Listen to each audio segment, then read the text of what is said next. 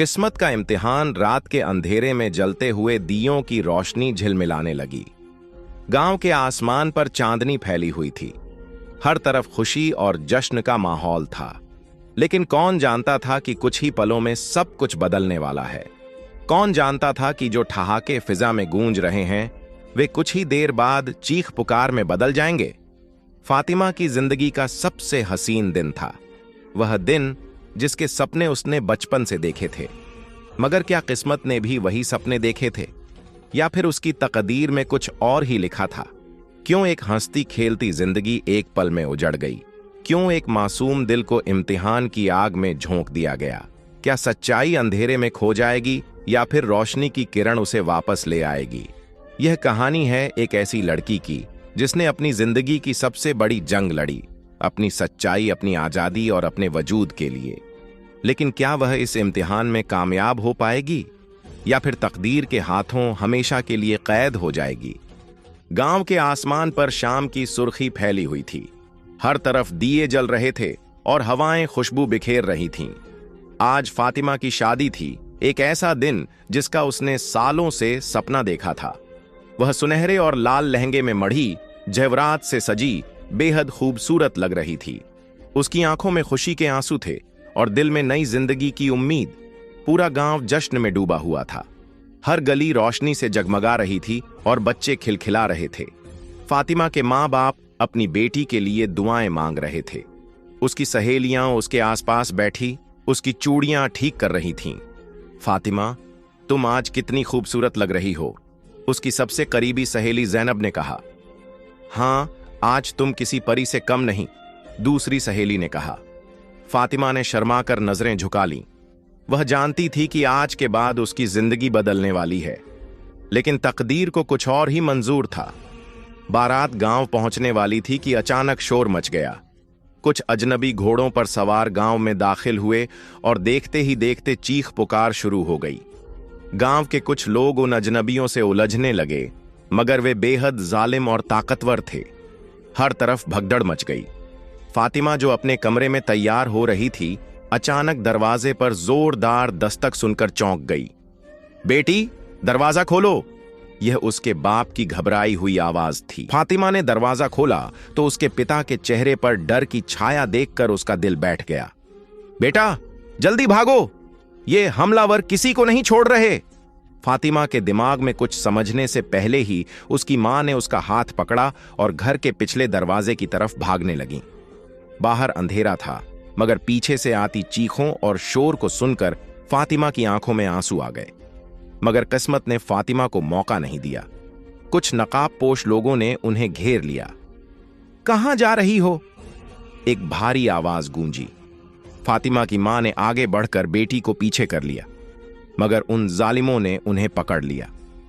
मां बेटी की चीखें सुनाई दी, लेकिन जंगल की अंधेरी रात ने उनकी आवाज को दबा दिया। जब फातिमा को होश आया तो वह किसी अनजान गांव में थी। उसका शादी का लिबास अब भी उसके बदन पर था, मगर वह मिट्टी में सना हुआ था। उसके आसपास कुछ अजीबोगरीब लोग खड़े थे। वे सब काले रंग के कपड़े पहने हुए थे। उनके हाथों में लाठियां थीं और वे उसे गौर से देख रहे थे। कुछ लोग फुसफुसा रहे थे, जैसे उसके बारे में कोई फैसला कर रहे हों। यह कौन है? कहां से आई है? एक आदमी ने सख्त आवाज में पूछा। यह हमारे गांव की नहीं लगती, शायद कोई जासूस हो, दूसरे ने कहा। फातिमा ने बमुश्किल अपने होंठ हिलाए।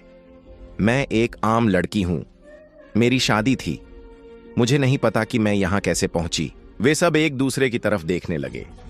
कुछ के चेहरों पर गुस्सा था, कुछ के चेहरों पर शक, मगर एक बुजुर्ग औरत, जो शायद कबीले की सरदार थी, आगे बढ़ी और नरमी से बोली, इस लड़की को कैद में रखो, पहले हमें यह जानना होगा कि यह दोस्त है या दुश्मन। फातिमा को एक छोटे से झोंपड़े में बंद कर दिया गया। रात का वक्त था और वह अकेली बैठी सोच रही थी कि वह इस मुसीबत से कैसे निकलेगी। अचानक दरवाजे के पास किसी के कदमों की आहट सुनाई दी। एक जवान लड़का चुपके से अंदर आया। मेरा नाम रेहान है, मैं तुम्हारी मदद कर सकता हूं, उसने फुसफुसा कर कहा। फातिमा ने हैरानी से उसकी तरफ देखा। उसकी आंखों में उम्मीद की एक किरण जगमगा उठी। तुम मेरी मदद क्यों करना चाहते हो? उसने पूछा। रेहान ने मुस्कुराते हुए कहा, मैंने तुम्हारी हालत देखी है। तुम्हारी बेगुनाही मेरे दिल को छू गई। मैं जानता हूं कि तुम किसी गलत काम में शामिल नहीं हो। फातिमा ने अपने आंसू पोंछे और कहा, मैं सचमुच बेगुनाह हूं। मुझे बस अपने घर वापस जाना है। रेहान ने सिर हिलाया, मैं तुम्हें यहां से निकालने का रास्ता ढूंढूंगा, लेकिन हमें सावधान रहना होगा। अगर किसी को हमारे बारे में शक हो गया तो हम दोनों खतरे में पड़ जाएंगे। रेहान ने फातिमा का हाथ पकड़ा और तेजी से भागने लगा। वे दोनों अंधेरे में गुम हो गए, मगर पीछा करने वाले बहुत करीब थे। कुछ देर बाद वे एक नदी के किनारे पहुंचे, जहां एक नाव बंधी हुई थी। इसमें बैठो, रेहान ने कहा। फातिमा ने नाव की तरफ देखा। उसके दिल में डर और उम्मीद का एक अजीब मेल था। वह जानते हुए भी कि यह रास्ता खतरनाक हो सकता है, उसने रेहान पर भरोसा किया और नाव में बैठ गई। रेहान ने नाव को खोलने की कोशिश की, लेकिन उसी पल कबीले के लोगों ने उन्हें घेर लिया। रेहान, तुमने हमें धोखा दिया, एक आदमी ने गुस्से से चिल्लाते हुए कहा। रेहान ने अपनी लाठी जमीन पर फेंकी और फातिमा के सामने खड़ा हो गया। यह लड़की बेगुनाह है, अगर तुम इसे मारोगे तो यह जुल्म होगा। उसकी आवाज में बेखौफी थी, लेकिन उसकी आंखों में डर की झलक भी थी। कबीले के सरदार ने गुस्से से गौर किया, फिर कहा, अगर यह बेगुनाह है तो इसे साबित करना होगा। फातिमा ने अपने होंठ काटे और अपनी बेगुनाही साबित करने के लिए कुछ कहने की कोशिश की, लेकिन उसके शब्द गले में अटक गए। रेहान ने उसकी तरफ देखा और उसे हौसला दिया। तुम्हें कुछ कहना होगा फातिमा, यह तुम्हारी जिंदगी का फैसला है। फातिमा ने गहरी सांस ली और कहा, मैं बस एक आम लड़की हूं। मेरी शादी थी और मैं अपने घर वापस जाना चाहती हूं। मुझे नहीं पता कि मैं यहां कैसे पहुंची, लेकिन मैं किसी की दुश्मन नहीं हूं। कबीले के लोग एक दूसरे की तरफ देखने लगे। कुछ के चेहरों पर शक था तो कुछ के चेहरों पर हमदर्दी। सरदार ने कुछ देर सोचा, फिर कहा, हमें इसे मौका देना चाहिए।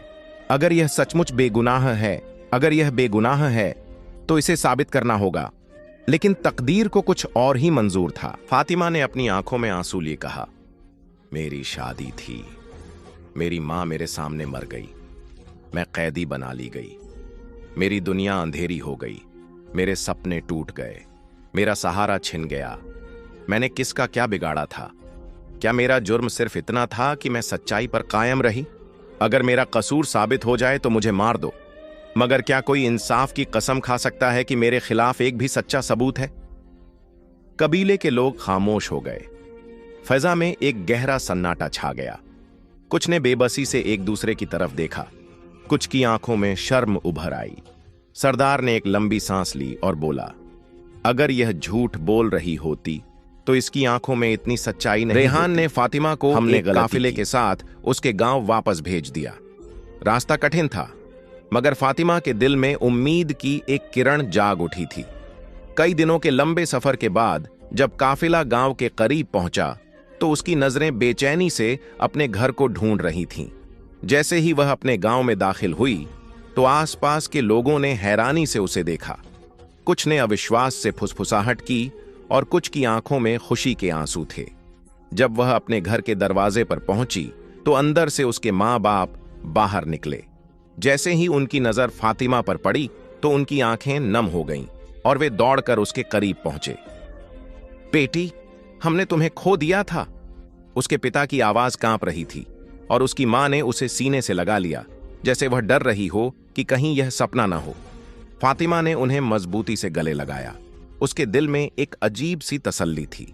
वह पल जिसका वह हर दिन इंतजार कर रही थी आज हकीकत बन चुका था।